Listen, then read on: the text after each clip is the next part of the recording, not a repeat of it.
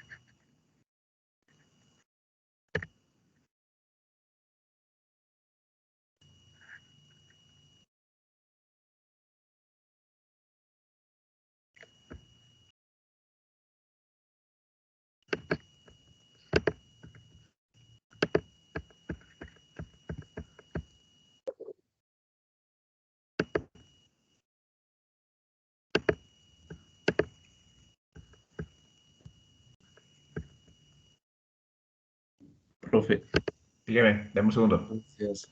Llegué un poco tarde. Un poco Y, sí, tardísimo. no, entré con 2 minutos de Dos retraso, minutos. ya se habían pasado. ¿Me podría poner en la lista, por favor? ¿Quién Sí, eres? llegué. Alexander Aneloa, aquí estoy. Dame un segundo.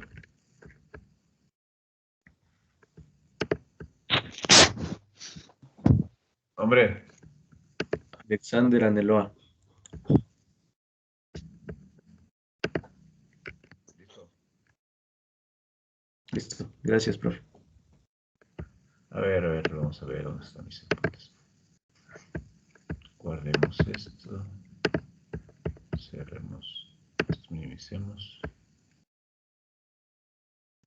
Listo, a ver, me van a ayudar a leer como siempre, ¿no?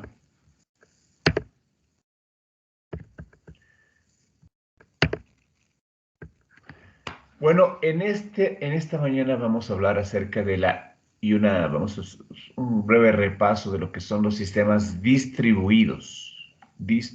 sistemas distribuidos, todo interconectado, distribuido de diferentes formas. Ya se podrán dar una idea de lo que significa eso. Estamos basados en varios libros, ¿no? Evolución de la computación distribuida, de un tal Enrique Mafla, de la Politécnica Nacional. Otro que es Introducción a los Sistemas Distribuidos de García Oscar, García F., Escolar S., Sánchez García Javier, y de la Universidad Carlos III de Madrid, y de Sistemas Distribuidos de la Cruz Bernardo, que es de donde nos hemos basado para realizar toda esta investigación y para presentarles a ustedes. ¿Ok? Entonces, según todo este historial de la evolución informática, desde los años 70 teníamos los mainframes centrales, que eran sistemas de tiempo compartido, donde los recursos estaban centralizados. Había terminales simples, interfaces de usuario poco amigables y aparecen las primeras redes. Ustedes pueden imaginarse estos mainframes. Imagínense estos mainframes donde trabajaban. Todo con circuitería en la que tú tenías que intervenir directamente y colocar los elementos para poder hacer la programación. De eso hemos pasado a otros elementos donde ya trabajamos con cintas magnéticas, donde tenemos una computadora para poder trabajar sobre eso, una terminal y todo esto, estamos hablando de los años 70, ¿no? Interfaces de usuario poco amigables, interfaces de usuario tipo texto, en la que era más todo basado en línea de comandos. ¿Qué más podemos decir? aquí es donde aparecen las primeras redes. Luego en los años 80, ya un poco más evolucionados, podemos ver que ya existen las PCs y las estaciones de trabajo, donde hay un predominio de aplicaciones complejas ejecutadas localmente, donde ya hay interfaces amigables, donde ya aparece todo este concepto de las redes de área local, las LAN, y aparecen los primeros sistemas operativos distribuidos, como el Mac, el Match, mejor dicho, el Sprite, el Chorus, que son sistemas operativos que ya permiten manejar todo este concepto de la distribución, de que muchos puedan realizar varios procesos, que más o menos es la definición de la distribución, de la computación distribuida, ¿no es cierto? Ya en los años 90, un poco más apegado a nuestra época, y hay el despegue de las aplicaciones cliente-servidor. Cliente-servidor es otro tipo de arquitectura, ¿no es cierto? En la que tenemos otra forma de trabajo. Tenemos el servidor que está esperando peticiones de los clientes y donde ya hay más descentralización. Las aplicaciones son ejecutadas localmente y en red. Y aquí aparece la enorme difusión de Internet gracias a todo este concepto que fue el despegue de Internet, que es la web, la World Wide Web, nuevas necesidades de aplicaciones basadas en web, y aparece todo el concepto también de que puedes hacer comercio electrónico, que puedes comprar y vender desde Internet. Sistemas de control, hay aplicaciones médicas donde ya puedes, donde hay librerías médicas que tú ya puedes consultar toda esta información. Ahora se nos hace muy fácil, muy novedoso entender, coger y decir, Google, me duele esto, tengo esta sintomatología, y qué puede ser lo que tengo, y te digan, bueno, hay estas opciones, pero antes tenías que hacer todo unas búsquedas en un montón de libros, un montón de, si es que lo querías hacer por tu cuenta, ¿no? A menos que te vayas donde un doctor. También aparece otro concepto que es la supercomputación en Internet, que ya se comienzan a vincular, a ligar un montón de estaciones, un montón de elementos computacionales para poder procesar la información. Ya en los años 2000 aparecen nuevos paradigmas de computación distribuida, algo que es conocido como el grid computing, que es peer-to-peer, la computación ubicua, que ya le hemos de ver en su momento. Para dispositivos móviles vemos que hay aplicaciones para Internet basadas en web. La tendencia, todas las aplicaciones que estén en la nube. La tendencia es que todo aparezca ya en la nube, que todo sea más fácil de manejar desde la nube, y es lo que está pasando ya en la actualidad, ¿no? La infraestructura tradicional que siempre hemos manejado eh, era la idea de una LAN, donde tú tenías aquí en una capa los clientes, en la mitad tenías la LAN que era que interconectaba todos estos servidores que proveían de los servicios para que puedas usar dentro de las aplicaciones o las necesidades que tengas para tu empresa o son más necesidades empresariales, ¿no? Las que aparecen aquí. Obviamente después fueron despegando hacia necesidades particulares, redes sociales o cosas mucho más personales que han ayudado a toda esta mejora de lo que es la computación. Luego, de la infraestructura tradicional se comienzan a consolidar recursos, comienzan a ver ciertos elementos dentro de que ya no solamente era la LAN, sino comienzan a aparecer redes de almacenamiento, comienzan a aparecer unos almacenamientos compartidos, todos igual en la LAN, en una arquitectura donde tú tienes donde sigues teniendo tus terminales, donde tienes conectados a una LAN, pero ya comienzas a crear tus servidores, no sé, de contenido, tus servidores web, tus servidores de almacenamiento compartido, tus servidores donde tienes tu información, unos servidores de música, servidores de video, servidores propios que solamente se encarguen de eso, y comienzas a tener una mejor consolidación de recursos, ¿no? Entonces, lo interesante es que en el aspecto tecnológico podemos hablar de dos eventos, de dos conceptos súper importantes, ¿no? La ley de Bell, que la designaron o la pusieron en 1972, que dice que aparecerá una nueva clase de computadoras, o sea, de tecnología cada 10 años. Y la ley de Moore, de 1965 dice que el número de transistores por chip se doblará cada 18 o 24 meses. ¿Qué es lo que ha pasado, no? Aquí tenemos, por ejemplo, si vamos... ay,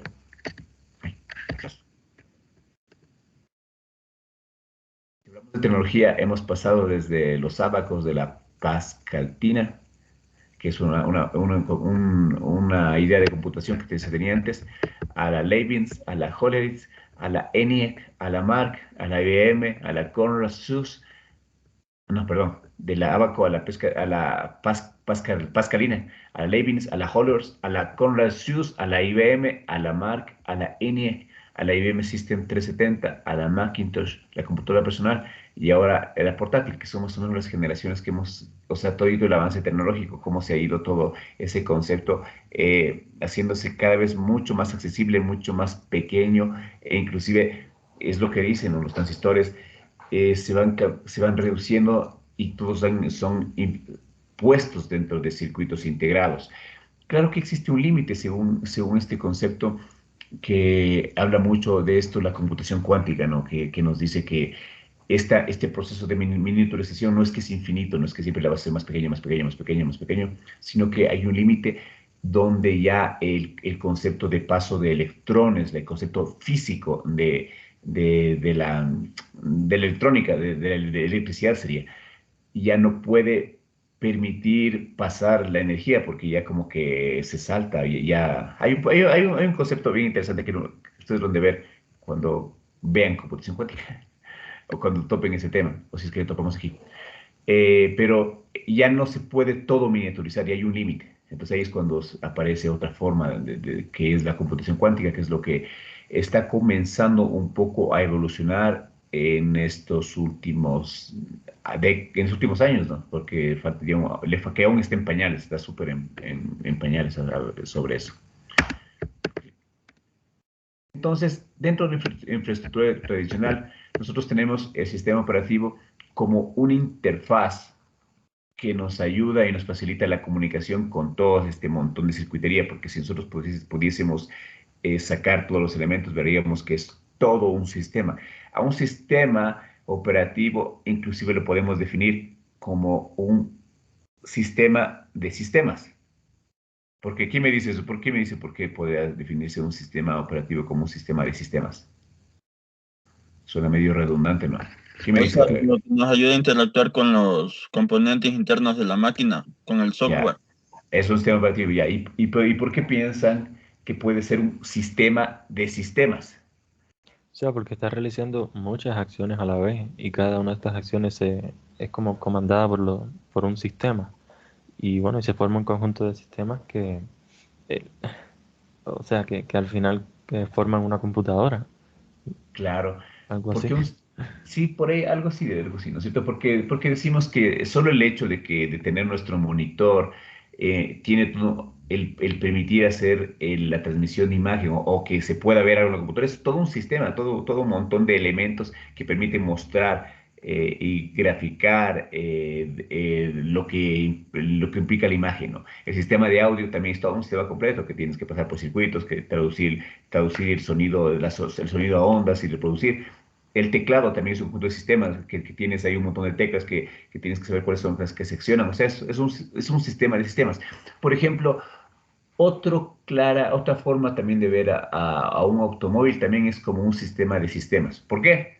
Porque dentro de un automóvil tenemos el sistema de combustión interna, tenemos el sistema de frenos, tenemos el sistema de transmisión, tenemos el sistema, ¿qué más tenemos?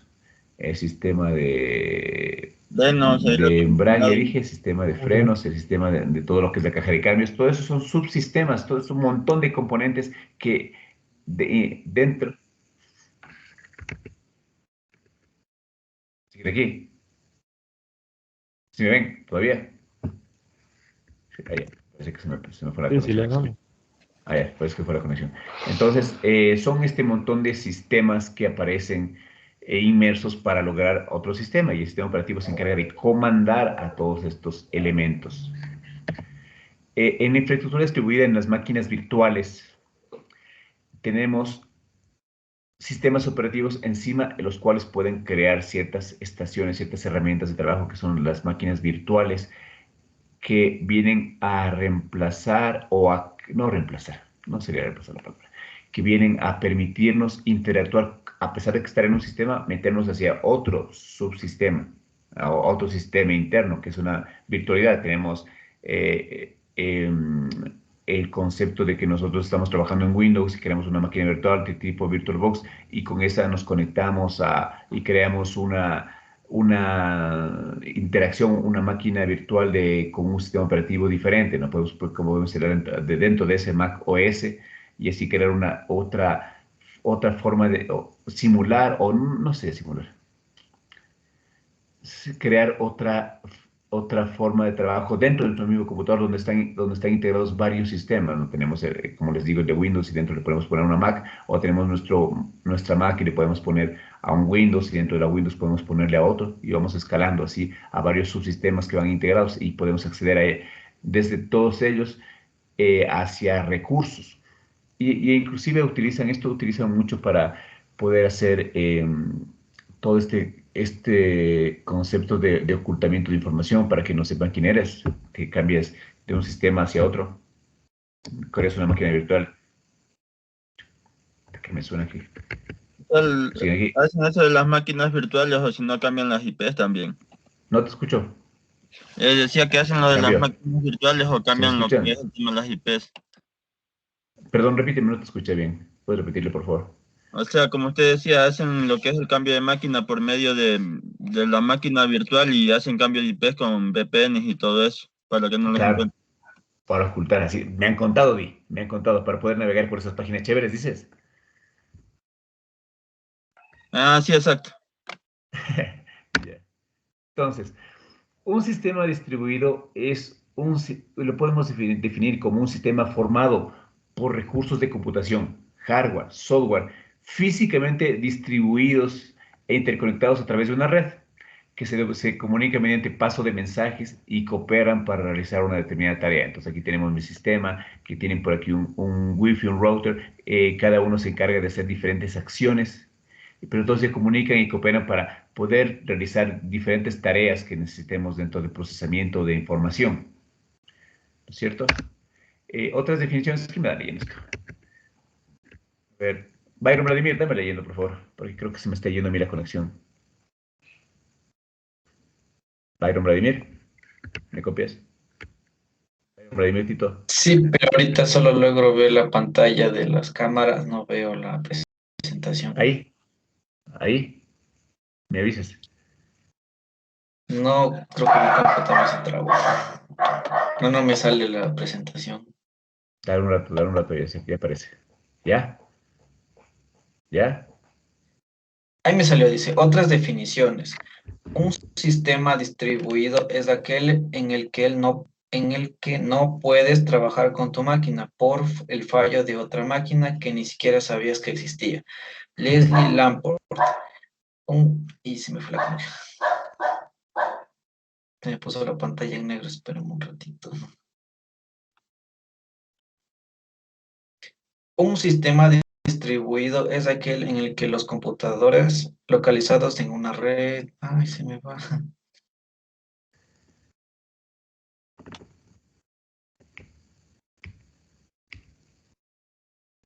Se me fue la presentación. En una red comunican y coordinan sus acciones mediante paso de mensajes. Bien. George Entonces, Coulouris. aquí es interesante lo que están diciendo, ¿no? Primero, la definición básica, la segunda, que se comunican y coordinan sus acciones mediante paso de mensaje, estás enviando información de un lugar hacia otro, desde un dispositivo hacia otro, para permitir la interconectividad de diferentes, inclusive plataformas, arquitecturas. Pero el concepto interesante que yo lo encuentro aquí es el primero, ¿no? Porque dice que tú no puedes trabajar con tu máquina por el fallo de otra máquina que ni siquiera sabías que existía. Eso es lo que está pasando, por ejemplo, con la computación en la nube. Entonces, estás trabajando y de repente no puedes hacer uso de tus herramientas porque el servidor de alguna parte está caído y el servidor físicamente es una computadora. Es una computadora que por A o B razones dejó de funcionar. Entonces, la computación en la nube, todos sabemos que dijimos que es un disco duro, la nube o el almacenamiento que tenemos en la nube básicamente es un disco duro en alguna parte de las granjas de servidores de Estados Unidos que nos permiten almacenar información. Se daña este servicio y se compromete toda nuestra información, ¿no es cierto? Entonces, puedes estar dejando de trabajar con tu máquina porque otra máquina que ni siquiera sabes que existe tiene problemas. ¿Quién me da? Profe, Eso, dígame, ¿quién dijo, profe? yo, eh, le iba a dar un ejemplo Dale, por favor. de esos sistemas. Hay una nueva tecnología militar que son enjambres de drones. Ya, Entonces, utilizan un sistema compartido porque en conjunto tienen, digamos, un sistema de operativo de 10 gigas de rapidez, pero en cada dron está 1 giga. Entonces, para que, o sea, como son tan pequeños, no pueden cargar los 10 cada uno, entonces les distribuyen en 1 giga eh, por cada dron. Y entonces eso hacen actividad militar, o sea, espionaje o a veces ataques. no, ¿Sí no me te escucho. escucha, profe? Sí, al final no te escuché lo que decías. Se distribuye en 1 giga, que cada kilo cargaba. ¿Y qué más dijiste? Es que se me está yendo la conexión, no sé qué problemas tengo. Ya, lo que pasa es que como son tan pequeños, no pueden cargar cada uno los 10 gigas, entonces se distribuyen en cada dron 1 giga. Entonces, tienen un sistema compartido, el enjambre en total, de un sistema operativo que es potente, o sea, unos 10 gigas, le pongo por Ya, ejemplo. Entonces, con eso hacen actividad militar, espionaje o ciberataques o cosas así. ya. Está que nos muestres un poco más de información de eso, porque eso de que pueda cargar los 10 gigas con las pequeñas miniaturas de elementos que tenemos, no creo que es el concepto real. Más bien creo que es los otros dispositivos electrónicos para hacer ese tipo de espionaje, ¿no? Cámaras o almacenamientos o otros elementos, los que le hacen que tengan que distribuirse el tamaño para poder enviarse señales entre ellos. Más que el sistema operativo, más que el peso de los 10 gigas. Sí, si tienes por ahí un video, nos muestras. ¿Ok? Continuemos. Ya, ya. A ver. Profe, póndrame la asistencia. Granda, por favor. Para eso hablas, para eso conversas nosotros. Sí, sí, sí. Al final, antes de que vaya, me avises. Porque ahorita Ya, ya. estamos en plena. Pero buena forma de decir ya estoy presente. A ver, Diego Javier, estarnos leyendo, por favor. Ya listo, Inge, pero no me sale nada. Ya ahí. No. Solo déjame ver de curiosidad. Ya, conceptos previos. Un programa es un conjunto de instrucciones. Un proceso es un programa en ejecución. Una red de computadores es un conjunto de computadores conectados. PAN, LAN, CAN, MAN, WAN, SAN, VLAN. Un sistema distribuido es un conjunto de computadores sin memoria ni reloj común, conectados por una red. Aplicaciones distribuidas. Conjunto de procesos que ejecutan en uno o más computadores que colaboran y comunican en intercambio de mensajes. Un protocolo. Es un conjunto de reglas e instrucciones que gobiernan la comunicación en un sistema distribuido, es decir, el intercambio de mensajes. Sí, entonces aquí estamos partiendo de la parte básica, ¿no? Que es un programa que le seteamos con un montón de instrucciones. Luego un proceso es el programa ya ejecutamos, el programa realizando una solución. Luego le conectamos a una red que comienza a través de un montón de computadoras conectadas, con un montón de procesos, a través de ciertas tecnologías, ¿no? La PAN, la LAN, la CAN, la MAN, la WAN, diferentes formas de conexión. Y luego vamos a un sistema distribuido que ya es un conjunto de computadoras que como mismo aquí nos dice, no es que tengan los mismos ciclos de reloj, sino que cada una puede estar en diferentes partes del mundo, conectados a través de la red, que esta red sería ya una red internet, y que nos permite realizar las aplicaciones distribuidas, hacer, extraer diferentes procesos para que sean analizados, almacenados y procesados en diferentes áreas y que se comuniquen entre ellos mediante mensajes Y los protocolos vienen siendo todas las reglas o todo el formato, todas las indicaciones que se necesita para poder hacer todo este proceso de envío de mensajes. Cuál puede venir, cuál no puede venir, qué tipo de instrucciones pueden pasar por aquí, en qué tiempo pueden hacerse, tiempo real, tiempo compartido, por ejemplo. Entonces tenemos una red de área local. Tenemos aquí básicamente diferentes topologías, ¿no? Aquí tenemos una red tipo estrella, tipo ring, tipo anillo, perdón, tipo anillo. Todos están conectados. El router es el que nos lleva hacia Internet, pero cómo estamos dentro de nuestros dispositivos móviles con tecnología Wi-Fi para conectarnos hacia el router a través de un Wi-Fi, ¿no? Ya, la tecnología es tipo ring, anillo. Tipo anillo se conecta a través de un switch, el switch sale al router. Aquí tenemos una computación, una LAN clásica, donde tenemos varias computadoras, hasta varios puertos de comunicación vía audio. Los teléfonos IP. Las computadoras también están conectadas para proveer varios servicios. Esta es otra arquitectura de red. Aquí tenemos una arquitectura de red, aquí tenemos otra arquitectura de red. Todo esto se comunica a través de un switch. El switch se conecta con el otro switch y eso va al router. Y el router puede proveer un poco de servicios a través de un servidor. Todo eso es un ejemplo de una red de área local. Para ver un ejemplo de una arquitectura web, una arquitectura cliente-servidor, que es lo que podemos ver aquí, tenemos en la parte izquierda, aquí es un banco de datos, ¿no?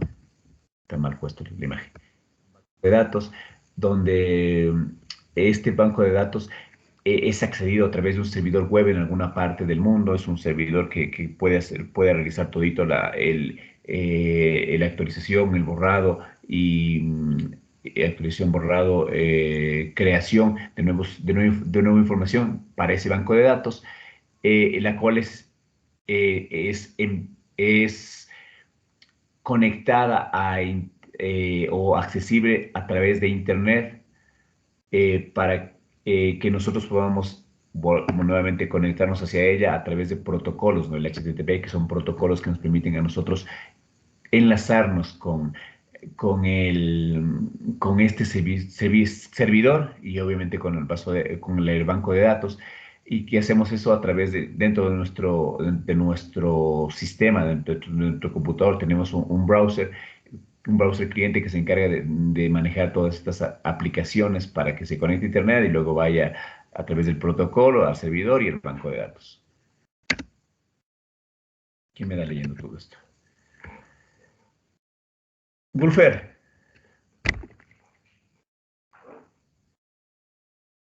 Gulfer Joel. ¿Me copias, Gulfer? O ya se me fueron otra vez. Sí. Por favor, dame leyendo. Ya. Ejemplos de aplicaciones de sistemas distribuidos. Correo electrónico, IMAP, POP. Transferencia de ficheros, FTP. Servicios de news, World Wide Web, la WWW. Sistemas de control de tráfico aéreo, aplicaciones bancarias, comercio electrónico, aplicaciones multimedia, videoconferencias, video bajo demanda, etc. El ancho de banda en estas aplicaciones es un orden de magnitud mayor que otras. Requieren calidad de servicios, QoS, aplicaciones médicas, transferencia de imágenes. Entonces, por un momento traten de imaginarse ustedes lo que implica que se conecten hacia transmisiones en vivo de algún concierto en el mundo. Todos los sistemas que tienen que interactuar juntos para que ustedes puedan ver ese concierto, ¿no? O también el hecho de que ustedes puedan subir sus archivos a la nube, te puedan transferir, actualizar, todo lo que implica qué aplicaciones más utiliza y qué implica tener sus herramientas en la nube, o el que ustedes no tengan que utilizar que no tengan que utilizando, que ustedes no tengan que instalar Office en su computadora, sino que utilicen el Word o Excel remotamente sobre un servicio que provee OneDrive, por ejemplo. Imagínense todo que sean un montón de gente que estén haciendo eso al mismo tiempo. Imagínense, traten de imaginarse por un momento cuántos sistemas pueden estar conectados entre sí para permitirnos ejecutar esas tareas. Sí, o el de control de tráfico aéreo, que tú tienes que estar monitoreando en tiempo real las posiciones de dónde están los aviones en el mundo a través de satélites, a través de que eso se envía hacia aplicaciones que van graficando dónde está ubicado. Aunque con todo eso se pierden aviones, ¿no? Si vieron ese caso no hace mucho que se perdió un avión por el sudeste asiático y que jamás volvió a saber de él. Titanic. Ese no. Malaysia Airlines. Gracias, Malaysia Airlines, que desapareció y que no se sabe dónde está y que nunca se pudo saber y que mandaron comandos de todo el mundo, de Australia, de Estados Unidos, todos, y nunca se pudo saber dónde está y se perdió en la inmensidad del mar. Fuerte, ¿no? A pesar de todo lo que se pueda mantener. Bueno, es que también existen ahí unos problemas de comunicación que son problemas ya físicos, naturales, ¿no? La presión atmosférica, las tormentas y todos esos, y las señales que son interrumpidas a través de esos procesos naturales que, que aparecen en el mundo, ¿no? Eh, ¿Cuál es el objetivo de todos estos sistemas distribuidos? ¿Por qué las crearon? Ya podemos visualizar un poco más claramente cuál es el objetivo, ¿no? Facilitar a los usuarios y a las aplicaciones el acceso a los recursos remotos y compartirlos de manera controlada y eficiente mediante redes de computadoras. Que ustedes por aquí tengan una cuenta en un banco extranjero, ustedes me imagino que tienen una cuenta en Panamá o una cuenta en las Islas Caimán, ¿no es cierto? Que pueden acceder a ese dinero sin que nadie les moleste y puedan utilizar ese dinero para hacer compras de bitcoins o para que puedan hacer compras de cualquier elemento en Amazon. ¿Se dan cuenta todo lo que implica eso? O el que ustedes puedan, no sé, puedan ver Netflix. Netflix es un perfecto ejemplo de un sistema distribuido. Inclusive vamos a checar aquí un video más ratito. Entonces aquí, miren, imagínense, tienes una sucursal. ¿Qué tienes aquí? Aquí tienes aquí está bien chévere explicado, ¿no?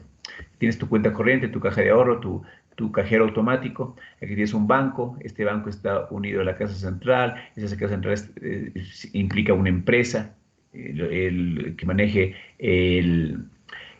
tu dinero. Hay un sistema entre los bancos en el cual te permiten utilizar todos los recursos que hay dentro de un banco a través del acceso que tengas tú de una computación. Imagínense lo que es utilizar solamente uno de estos sistemas que te permite hacer compras o hacer inversiones directamente. Inclusive ahorita podemos hacer inversiones en la bolsa de valores, inversiones así mucho más remotas, a través de solamente tener una aplicación en la computadora. Obviamente para eso necesitamos un poco más de conocimiento, ¿no? No es tan fácil como yo compro, yo vendo y me suscribo a esto, sino que tienes que tener un poco de capacitación. Y esas capacitaciones a veces son las que cuestan. Entonces, a ver, ¿qué me da leyendo esto? Profe, Pero, eso de las dígame, VPN para ver Netflix de otros países, eso o es sea, buenazo, ¿no?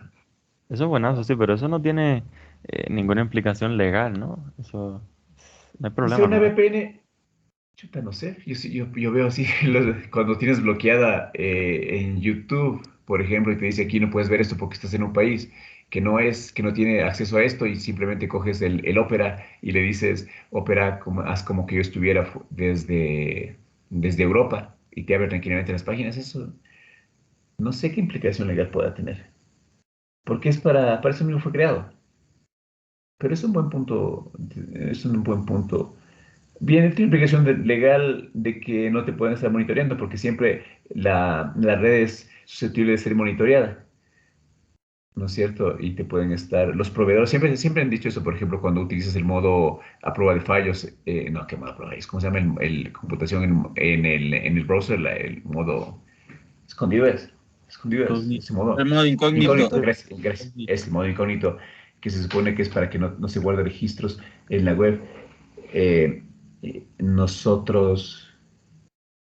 Permíteme un momentito, muchachos. Un segundito. Un segundito.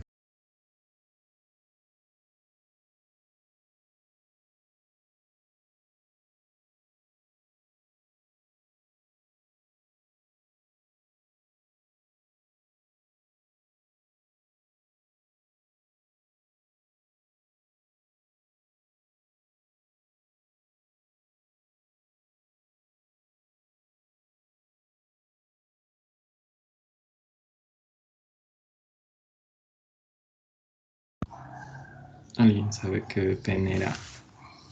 ¿O de qué estaban hablando? ¿De que se podía ver Netflix?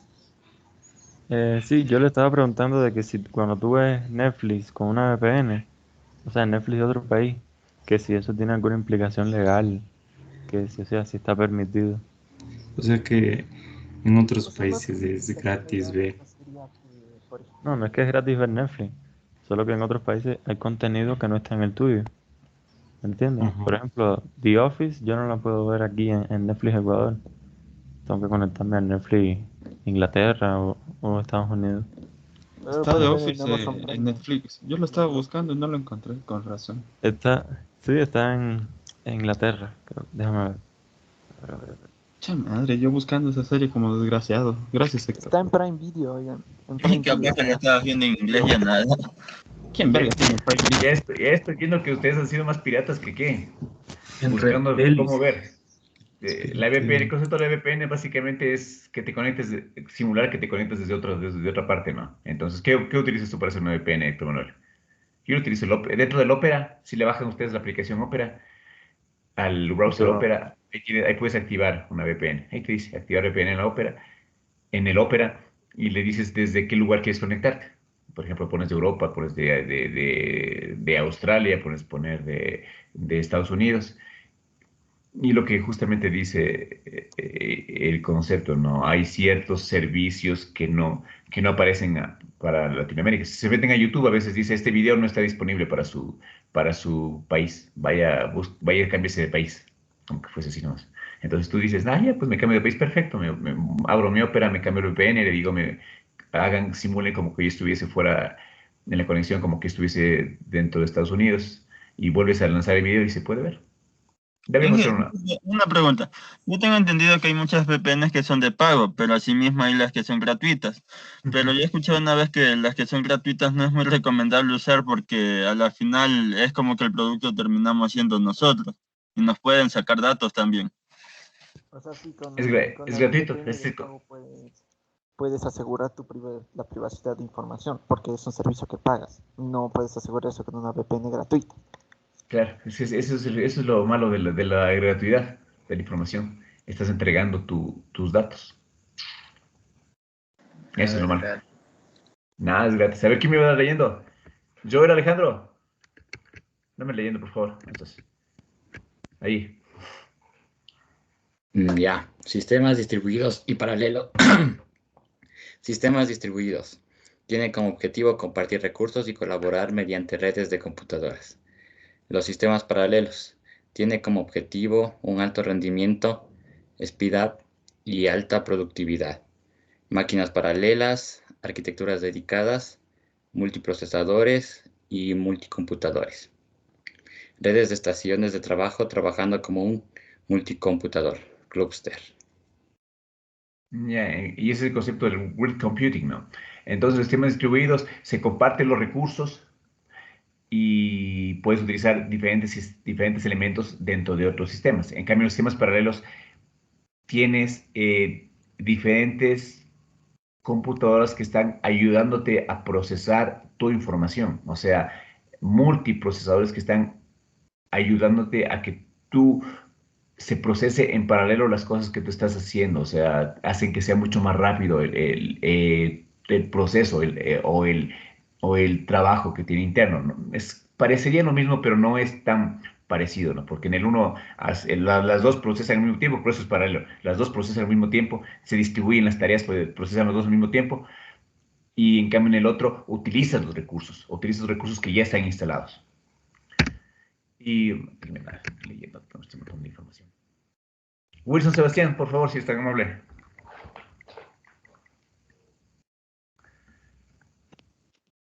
Ventajas de los sistemas distribuidos.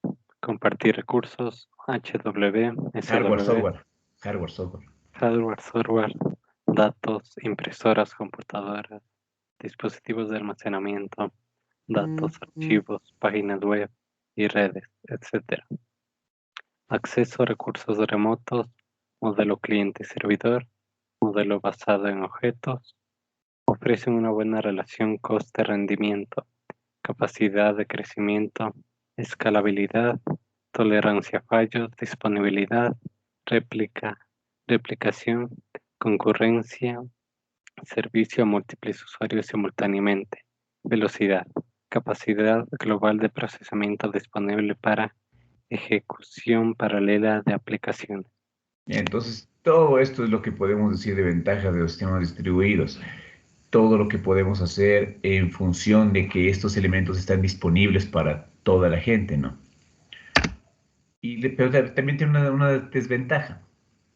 Una desventaja es la interconexión, el costo que implica armarte un sistema distribuido, la fiabilidad, la pérdida de mensajes, la saturación, porque todos quieren utilizar el servicio. ¿Qué pasa con el Teams cuando todo el mundo quiere usar el servicio en todo el mundo? ¿Y cómo se cae eso, no es cierto? ¿Qué pasa cuando se cae el Twitter o esos elementos dejan de estar disponibles? También lo que justamente hablaba en ese momento, ¿no? Tenemos, a pesar de que haya todo eso, las comunicaciones dejan de ser tanto seguras porque todo es gratuito, entonces comienzan a monitorear toda la información que podemos nosotros transmitir a través de la red y que el software se hace más complejo.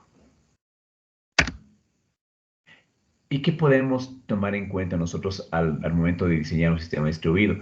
Uno de los principales puntos que deberíamos pensar es la seguridad. Mientras la conectividad y el intercambio aumentan, la seguridad se vuelve cada vez más importante.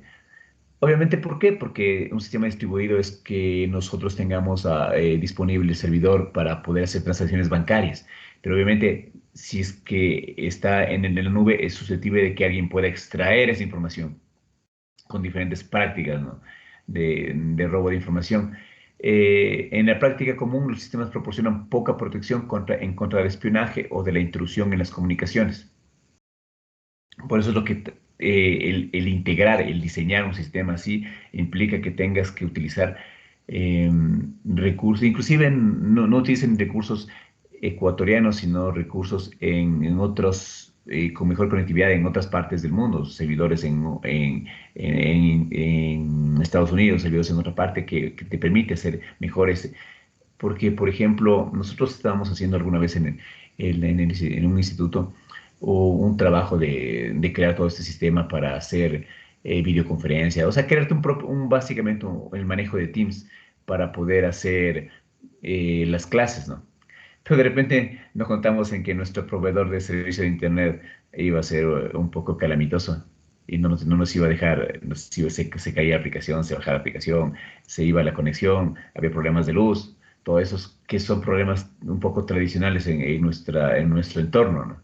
Pero que eso no pasa en otras partes del mundo, que tienen sistemas de enfriamiento, sistemas de apoyo a la electricidad, o cosas por el estilo. ¿Quién me va leyendo esto? A ver, veamos. ¿Quién eres tú? Darly Steven. Darly Steven. Inge, buen día. Por favor, Darly Steven. Ok, aspectos a tomar en cuenta en el diseño. Transparencia. Un diseño distribuido debe ocultar el hecho de que sus procesos y recursos están físicamente distribuidos a través de múltiples computadoras. Esto no debe ser un problema para el usuario del sistema. Buscar. La transparencia de distribución puede ser complicado cuando diseñamos e implementamos sistemas distribuidos, pero debemos considerarla junto con otros problemas tales como el rendimiento y la comprensibilidad. El costo de no tener capacidad para lograr la transparencia completa puede ser sorprendentemente alto. O sea, aquí lo que nos dice es que cuando nos conectamos a otros sistemas externos, ellos obviamente tienen un montón de conexiones internas que tal vez el sistema de autenticación esté en un servidor, tal vez el sistema de registro esté en otro servidor. Entonces, nosotros no nos enteramos todo este proceso de conexiones que están haciendo ellos. Pero en cambio nos dice que debe ser transparente todo el manejo de la información. Entonces, esto implica un alto costo. Porque puede ser muy alto el desarrollar de esta manera, porque obviamente cada servicio tenerle diferentes elementos lo hace más caro. Es lo que les decía con el caso de lo que quisimos crear. Luego le pasamos a varios servidores, pero el problema es que si cae un servicio o una herramienta del aula virtual, se caía un montón de cosas así en cascada. ¿Quién me da bien esto? Veamos otros que no estén por aquí. Kevin David. Kevin David Granda. Ya, profe. Por favor. Aspectos a tomar en cuenta en el diseño. Aspectos de transparencia en la distribución. Oculta diferencia en la representación de los datos y la forma en que un recurso accede a los datos. Ubicación. Oculta la localización de un recurso. Migración. Oculta que un recurso pudiera moverse a otra ubicación. Reubicación. Oculta el que un recurso pudiera moverse a otra ubicación mientras está en uso. Replicación. Oculta el número de copias de un recurso. Concurrencia. Oculta que un recurso puede ser compartido por varios usuarios que compiten por él. Falla. Oculta la falla y recuperación de un recurso. Bueno, y estos aspectos uno debe tomar en cuenta al desarrollar todo este sistema, ¿no? Yo ni siquiera no había pensado en todo este montón de elementos que podríamos haber tomado en cuenta para el rato de diseñar, ¿no? Tratar de que todo sea más plano, más transparente y que se oculte todo este manejo de la información. Interesante, ¿no es cierto? Continuemos.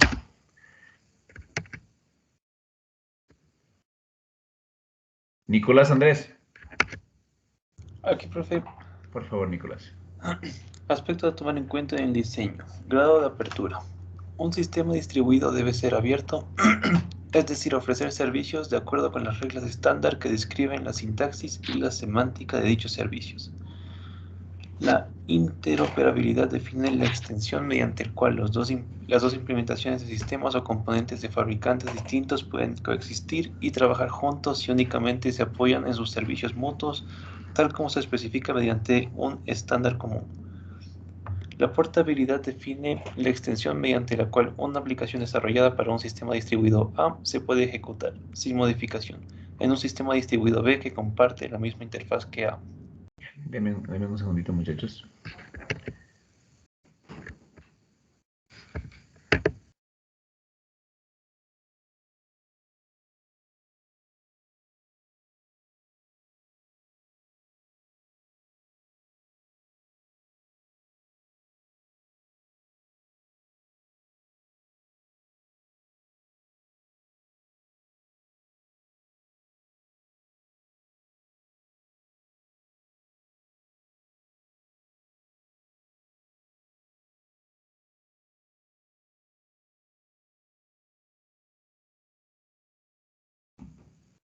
Listo, he vuelto.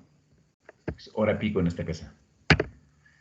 Grado de apertura, todo lo que implica el diseño de la computación. Y luego vamos a ver la escalabilidad. Aquí tenemos Nathan José. Oh, una chica, espérate, una chica. No, veamos que están conmigo. Alguien. ¿Dónde están aquí, chicas? Fátima. Fátima Carolina. Sí, por favor, vamos leyendo, Fátima. Aspectos de tomar en cuenta en el diseño. Un momento. Escalabilidad. La escalabilidad es un sistema que se puede medir de acuerdo con al menos 3 dimensiones. Primera dimensión. Está escalable con respecto a su tamaño, lo cual significa que podemos agregarle fácilmente usuarios y recursos. Segunda dimensión. Escalable geográficamente. Es aquel en el cual los usuarios y recursos pueden estar muy lejos de unos de otros. Tercera dimensión. Escalable administrativamente. Esto es, puede ser fácil de manejar incluso, si involucra muchas organizaciones administrativas diferentes. Ya, entonces son los 3 ejes donde se maneja la escalabilidad, ¿no? Escalable respecto al tamaño, escalable respecto a geográficamente donde están ubicados y escalable administrativamente en función de cómo se administran dentro de las organizaciones que permiten proveer de este servicio. Y la escalabilidad, los problemas que tiene la escalabilidad, con frecuencia en un sistema escalable en una o más dimensiones exhibe alguna pérdida de rendimiento al escalarlo. En la mayoría de los casos, los problemas de escalabilidad en sistemas distribuidos aparecen como producto de los problemas de rendimiento ocasionados por la limitación de capacidad de servidores y redes de comunicaciones. Eso sería uno de los problemas que tenemos al pensar en solucionar a través de la escalabilidad los elementos de diseño que va a tener un sistema distribuido. Y las arquitecturas con las que se puede pensar en la computación distribuida es la típica cliente-servidor, los servicios web, los microservicios y todo esto que es la computación en la nube, de la cual ya hablaremos en poco tiempo. Todos estos nos permiten hacer este trabajo de computación distribuida en todo este entorno geográfico que es en nuestro planeta Tierra. En el modelo cliente-servidor, como podemos ver, así a grosso modo tenemos, y como ya habíamos revisado, tenemos en la parte izquierda los clientes que realizan peticiones hacia Internet y la petición es atendida por un servidor, el cual envía una respuesta y la respuesta es enviada hacia la nube, hacia Internet, y Internet nos provee la respuesta hacia nosotros, ¿no? Son el modelo tradicional de trabajo que tienes dentro de la arquitectura, dentro de informática, para poder manejar las peticiones de recursos, peticiones de servicios para cualquier entorno, cualquier aplicación que tengamos aplicaciones que tengamos en la nube, o transmisión de videos, o transmisión de cualquier elemento. La aplicación de servicios web, en cambio aquí, los servicios web, ¿por dónde comienza esto? Tenemos un registro de servicios que es un UDDI. Se registra el servicio público dentro de una WSDL, donde se provee el servicio, se busca por el servicio para darle al consumidor el WSDL de servicio, y luego haces una petición SWAP. Estos son diferentes protocolos que se utilizan dentro de lo que es los servicios web para permitirnos enlazar. Esto lo aprenderán ustedes más cuando tengan las definiciones de redes un poco más puntuales, y ahí van a ver cómo a través de protocolos como el TCP/IP y otros, puedes realizar este tipo de enlazamiento de información. Y la arquitectura de los microservicios, donde tienes una arquitectura monolítica versus la arquitectura de microservicios. En una aplicación monolítica pone todas sus funcionalidades en un único proceso y escala replicando lo monolítico en múltiples servidores. O sea, solamente haces un proceso dentro de... Es un ejemplo de computación en la cual un proceso haces un proceso y dejas en pausa el resto. En cambio, en la arquitectura de microservicios, una arquitectura de microservicios pone cada elemento de funcionalidad en un servicio separado y escala distribuyendo dichos servicios a través de los servidores según se requiera. O sea, ya puedes hacer varios servicios, y esto viene más de la mano de lo que es la multitarea, ¿no? Múltiples cosas haciendo al mismo tiempo, mientras que la monolítica solamente haces una tarea, esperas que termine y vas a la siguiente. En cambio, en la multitarea ya haces varias cosas al mismo tiempo. La computación en la nube, que eso también tenemos que hablar, que gráficamente podemos verle aquí que tenemos varios servicios en la nube, servicios, escritorios virtuales, plataformas de software que soporte eso, las aplicaciones y el almacenamiento de datos que podemos tener en la computación, y que todo eso es accedido a través de nuestros dispositivos, a través de nuestro router que nos provee de estos servicios. Y si es que hablamos de que eso es accedido dentro de una red, se enlaza a través de un switch que permite que salga la información desde nuestros sistemas, ¿no? Desde nuestra red tradicional. Por ejemplo, esto sería aquí sería el switch, estaría conectado a la red de la universidad, y ustedes ingresan a la red de la universidad para entrar al cloud computing, ¿no? Más o menos. Y esta sería su red, la red que ustedes tienen en su casa, ¿no es cierto? Y estos son los tipos de elementos que necesitas para construir estos servicios. Y eso, vamos a ver una cosa más interesante para ver si es que se puede quedar más claro. ¿Alguna pregunta sobre esto? Sí, que le quería preguntar. Yo esto de la nube yo lo he escuchado varias veces, pero no entiendo muy bien lo que es. Ya vamos a ver, la siguiente clase vamos a conversar más sobre la nube. Ahí vamos a aclarar un poquito más los conceptos, pero básicamente es que puedes utilizar los servicios en lugar de que tengas, un ejemplo clásico de la nube es que tengas tu Office, en lugar de que tengas tu Office en tu máquina, lo puedes utilizar remotamente. Es un ejemplo de computación en la nube. Es un ejemplo, Sí, puedes, yo sé más o menos de eso, ¿no? De usar Office y PowerPoint compartidos y cosas así. Pero no entiendo, o sea, ¿qué es como tal la nube? es todos los sistemas distribuidos que tienes que te permiten hacer eso. Obviamente, la nube va a ser, físicamente es un servidor que te permite donde tú accedes. Si hablamos de almacenamiento, es lo que les decía, físicamente es un disco duro en alguna parte de las granjas de servidores de Estados Unidos donde tú almacenas tu información. Físicamente, o sea, por eso hay unas granjas de servidores donde tú puedes acceder y esas granjas están interconectadas entre sí para poder hacer uso de esos recursos. Y eso implica electricidad, eso implica enfriamiento, implica un montón de tecnologías implícitas para poder proveer estos sistemas. Sí. Vale. Entonces, déjame ver. Aquí tengo uno aquí tengo un videito que me lo encontré la otra vez. Déjame ver si está interesante en el segundo. Reggaetón.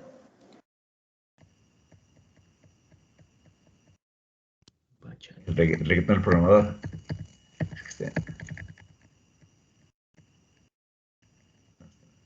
Vamos a ver pero quiero ver ese ejemplo.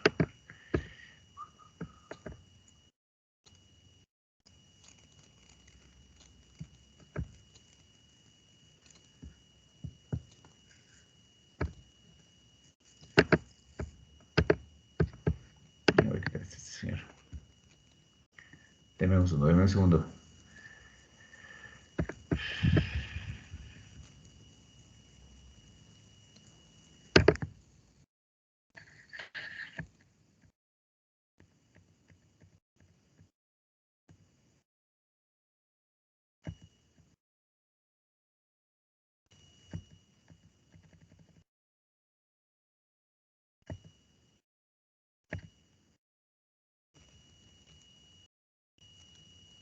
Este sí está interesante.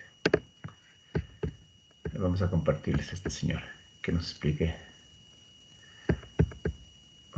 Aquí tenemos volumen.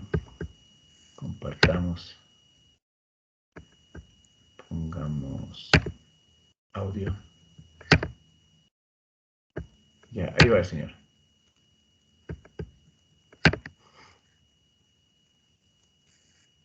Ahí. Equipos, los cuales trabajan de forma coordinada para que actúen como un solo sistema de cara a un usuario. Se puede entender mucho mejor si trabajamos con un ejemplo bastante sencillo y después vamos a ir viendo las diferencias entre un sistema centralizado y distribuido. Tradicionalmente nosotros aprendemos a crear aplicaciones web o sitios web utilizando dos componentes básicos. Lo primero es un servidor web y una base de datos. Generalmente cuando lo hacemos a modo de prueba tenemos todos los componentes en un mismo servidor o en una computadora. Sin embargo, cuando eso lo lanzamos a productivo, generalmente se recomienda que la base de datos esté en un servidor y nuestro servidor web esté en otro servidor físico o virtual separado. Y es así como funciona que los usuarios finales que quieren acceder a ese sitio web o aplicación web hacen solicitudes HTTP a través de su navegador. La solicitud llega al servidor y dependiendo de si necesita consultar algo en la base de datos, hace una solicitud a la base de datos, devuelve una respuesta y al final devuelve la respuesta completa al usuario. El problema aparece cuando imagínense que ese sitio web o esa aplicación se empieza a hacer muy popular. Entonces la cantidad de solicitudes HTTP que empiezan a llegar a ese servicio empieza a ser demasiado grande. Pero ¿qué pasa si ese servicio o ese sitio web empieza a tener muchísimos usuarios concurrentes, lo que se traduce en muchas solicitudes HTTP? ¿Qué es lo que puede llegar eventualmente a pasarle a este servicio por completo? Puede llegar a no soportar la cantidad de solicitudes HTTP. En ese caso, nosotros podríamos empezar a buscar algunas soluciones, como incrementar los recursos de ese servidor. incrementarle la memoria RAM o el CPU para que pueda soportar más carga de trabajo. También incrementar los recursos de nuestro servidor tiene un límite, no podemos ponerle toda la memoria RAM o todo el CPU que nosotros queramos simplemente para aguantar las solicitudes o la carga que está recibiendo nuestro sitio. Es aquí donde llega el tema de los sistemas distribuidos. ¿Por qué? Porque el principal objetivo es, como lo dice, distribuir la carga que está recibiendo un servicio a lo largo de más componentes, servidores o en este caso como le llamamos nodos. Un sistema distribuido lo que hace es que en vez de que todas las solicitudes apunten a un solo servidor o a un solo nodo, estos sistemas hacen que se distribuya la carga a través de varios nodos adicionales, de tal forma que para el usuario la interacción sigue siendo un sitio web o una URL. Y en el fondo realmente hay una arquitectura o infraestructura adicional que está tratando, digamos, de coordinarse para que las solicitudes, las actividades de escritura o de lectura estén correctamente coordinadas y evitar en lo más posible la pérdida de información. Esto también nos ayuda a tener un esquema de tolerancia a fallos, porque si un nodo se satura, se cae, se pierde o se bloquea, los demás nodos pueden tomar el control de esa carga y redistribuirla para que el sistema completo siga funcionando, a diferencia de que cuando tenemos un sistema centralizado, si se nos cae ese componente que es el único, pues se nos cae todo el sistema. También se puede aplicar a nuestras bases de datos, porque hoy en día muchísimas bases de datos tienen réplicas o sistemas de clústeres en las cuales, de la misma forma que con los servidores, pueden tener copias de la información en otro servidor, actuar de una forma como activo-pasivo, y en el momento en el que una base de datos se caiga, puede levantarse la réplica para seguir trabajando y tratar de evitar la pérdida de información. Ahora hay un tema con los sistemas distribuidos, porque no todo es perfecto. Hay un teorema que se llama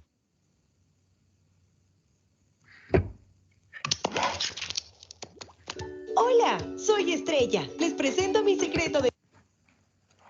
teorema que se llama el teorema de Kapp, que nos dice que en un sistema distribuido no se pueden garantizar tres principios fundamentales. Uno es la consistencia, dos es la disponibilidad y tres es la tolerancia al particionado. Vamos a ver de qué tratan cada uno de ellos. Consistencia quiere decir que lo que leemos y escribimos en un sistema distribuido esté correctamente sincronizado y en el orden correcto para poder atender cada una de las solicitudes. Imagínense que yo quiero leer una base de datos y después quiero insertar un dato, pero mi sistema distribuido primero registra el dato y después consume la información. Ahí no hay consistencia porque el orden de las actividades no es el correcto. La disponibilidad significa que el sistema o los nodos eviten tener fallas o se caigan o se bloqueen. La disponibilidad nos permite garantizar que un sistema en su conjunto esté disponible la mayor parte del tiempo posible. Y tolerante a particiones quiere decir que en un sistema distribuido uno de los pilares principales es el envío de mensajes. Son a través de los mensajes que podemos sincronizar los servidores o se pueden poner de acuerdo sobre cómo está navegando la información a través de todo el sistema distribuido. Tolerante a particiones significa que incluso cuando haya mensajes que se pierden en el trayecto o que llegan tarde, el sistema completo sigue funcionando y, digamos, no hay una malformación de toda la funcionalidad del sistema. Esto tiene que ver mucho con temas de red, porque generalmente tú pones en un segmento de red una parte de tu sistema distribuido y en otro segmento de red otro. Entonces puede llegar a haber problemas por el envío de mensajes entre redes. Sin embargo, la característica que este teorema nos dice es que si tuviéramos que elegir una funcionalidad de las tres, la cual nunca quisiéramos perder, es la disponibilidad. Hay varias formas de garantizar la alta disponibilidad de nuestro sistema distribuido dependiendo de qué capa estemos trabajando. Puede ser desde la capa de base de datos, de la capa de los servidores o incluso de la capa de aplicación. Por ejemplo, a nivel de servidores, pues muchos servicios ocupan balanceadores de carga, los cuales a nivel de red nos permiten tener ya sea un software o un appliance o un dispositivo que sirva como entrada para todas las solicitudes. Este dispositivo lo que va a hacer es tener un conjunto, un pool de servidores, los cuales tienen todo el contenido de acceso que en otro esquema centralizado solamente sería un servidor y a través de ahí accedería todo el tráfico. Pero cuando utilizamos un balanceador de carga, lo que hace este dispositivo o este software es simplemente ver cuáles de esos nodos están más disponibles o no tienen mucho tráfico para poder redirigir la siguiente solicitud a ese nodo. Esto también nos sirve porque incluso si los nodos llegaran a caer o no responden solicitudes, puede distribuir, dependiendo del algoritmo configurado, a los demás nodos o al mejor nodo que pueda atender esa solicitud. A nivel de aplicación, por ejemplo, podríamos utilizar un ACDN, un Content Delivery Network. Muchos servicios, por ejemplo, Netflix, utilizan un ACDN porque lo que tú quisieras es que, sin importar en dónde esté el usuario en el mundo, pues no sufra de problemas de latencia o no sufra porque haya saturación en una región específica. Por lo tanto, pues tú pones nodos en varias partes del mundo con réplicas del contenido que los usuarios van a utilizar, que en este caso podrían ser videos, de tal forma que estás distribuyendo la carga y las conexiones HTTP para solicitar ese contenido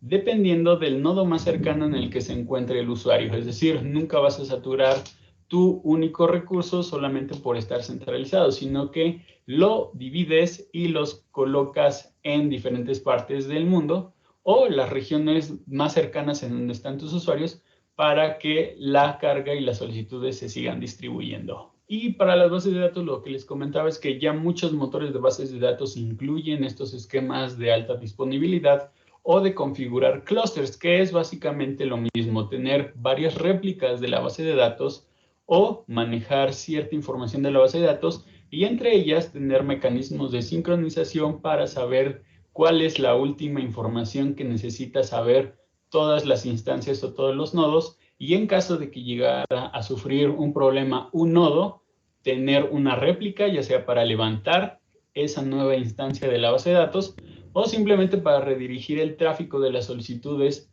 de consultas a otro nodo que pues puede manejar esa solicitud. Ya hay varias soluciones a nivel de administración de mensajes que son soluciones específicas para cuando nosotros construimos sistemas distribuidos. Tenemos Apache Kafka, RabbitMQ, Amazon SQS y hay un sinfín de servicios que hoy en día podemos utilizar y por ejemplo en servicios en la nube ya muchos proveedores contienen los sistemas integrados o los servicios integrados con otros servicios para que sea mucho más fácil administrar este problema del envío de mensajes para garantizar ya sea las 2 de 3 características que les comentaba en este teorema: consistencia, disponibilidad o particiones. Por último, un ejemplo de sistema distribuido moderno podría ser blockchain. De hecho, es el ejemplo perfecto de cómo podría funcionar un sistema distribuido en el cual cada uno de los nodos es la computadora que tú estás utilizando, por ejemplo, para minar Bitcoin. Recuerden que al final la tecnología de blockchain funciona con tener una base de datos descentralizada en la cual todos los usuarios que acceden a esta tecnología tienen una copia del libro contable en donde se van registrando las transacciones y la finalidad del blockchain es justamente que haya consistencia entre todos los nodos para que no haya algún nodo que no tenga la información actualizada y en el orden correcto de cómo se fueron haciendo las transacciones. Entonces, espero les haya gustado esta pequeña introducción de sistemas distribuidos. Me gusta. Ya. ¿Ahí un poquito más claro? La computación distribuida. ¿Alguna pregunta? Any question? ¿Alguna pregunta, muchachos? Sí, profe. ¿No? Sí, profe. ¿Algo que me decías algo? Profe, ¿me escucha? Escucho fuerte y claro. ¿Se me escucha? Escucho. Yo le quería preguntar cómo se conectan varias bases de datos a la misma URL de la página o del sitio web. Eso ya tiene que ver con la arquitectura, como... A ver, no, de la página se conecta a la base de datos. Aunque ahí dice que también puedes tener varios servidores que pueden proveer la misma página a través de creación de... hay diferentes protocolos, diferentes herramientas que utilizas tú para que básicamente la conexión es a través de una dirección IP, ¿no es cierto? Y esta IP puede ser este concepto que te apareció ahí de que tienes un software o un dispositivo que en lugar de mandarte a la dirección IP donde está ese servicio de HTTP, te busca por otros que estén disponibles.